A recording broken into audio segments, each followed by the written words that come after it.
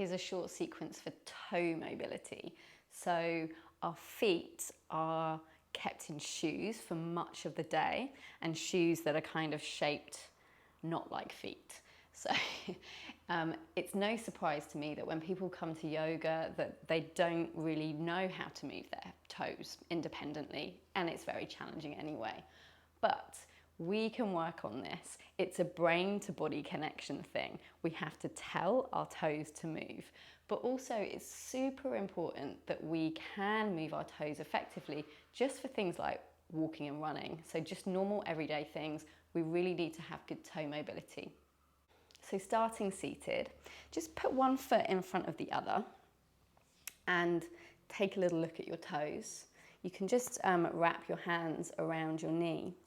And we'll just start by lifting all of the toes up, and then place your little toes on the floor, but keep your big toes up, and then your big toes down and your little toes up. And then the little toes go down, and then big toe.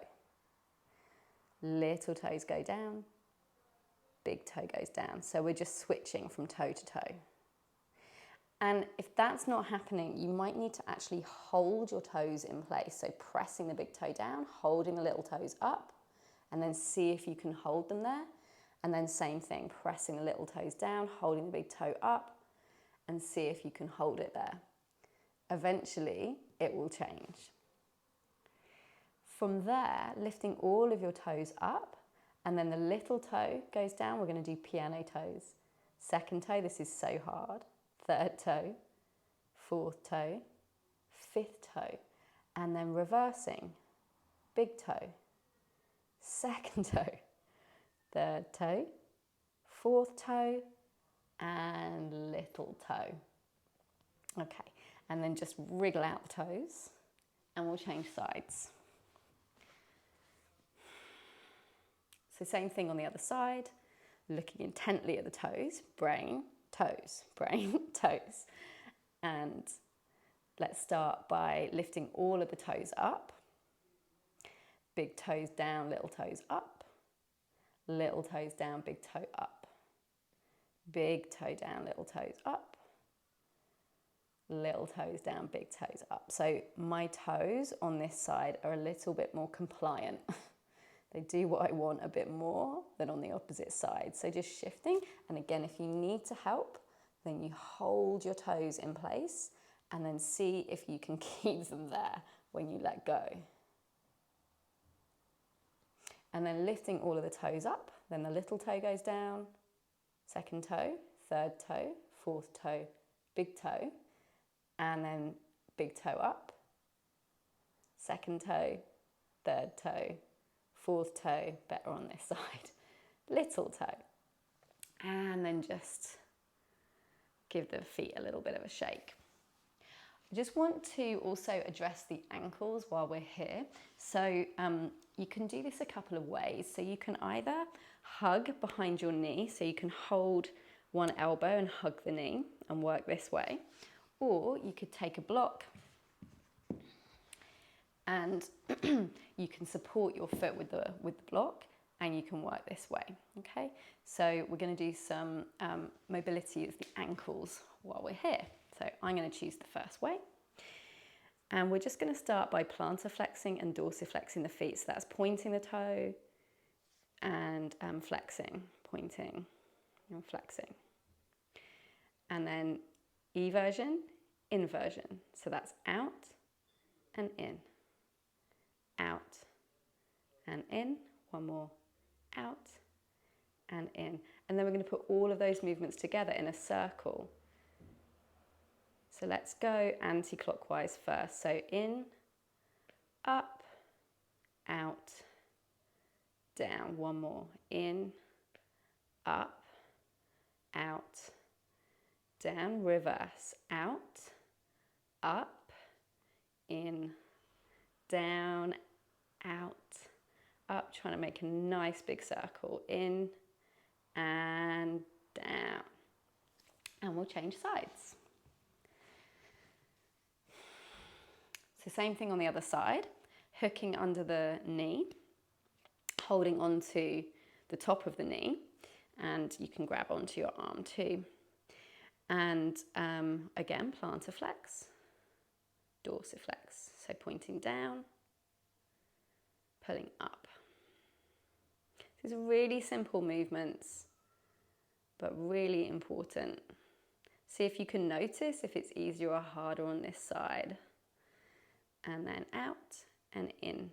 Eversion, inversion, eversion, inversion, eversion, inversion. And then circles. This time I'm going clockwise first. We'll do 3 circles clockwise, easier for me on this side, and then 3 anti-clockwise. Never working into pain, always trying to increase the circle. And release. So this is my favourite, least favourite one. This is such a great option for learning how to activate our toes in quite an extreme position. So it's really important, if you think about walking and running, that we have flexion of the toes, which is what is going on here. So what we're going to be doing is strengthening that now. So if this feels too much for you, you've got a couple of options. You can either come up onto a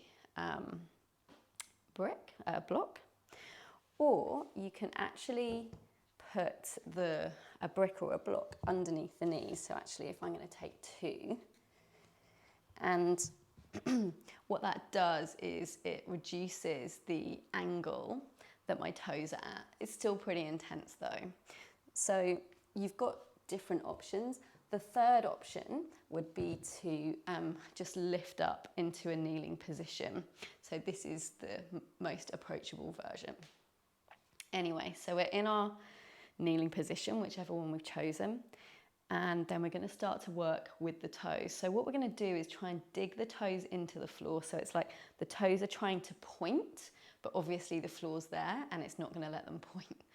So, and let's do about 30% of effort, so not too strong. Couple more counts.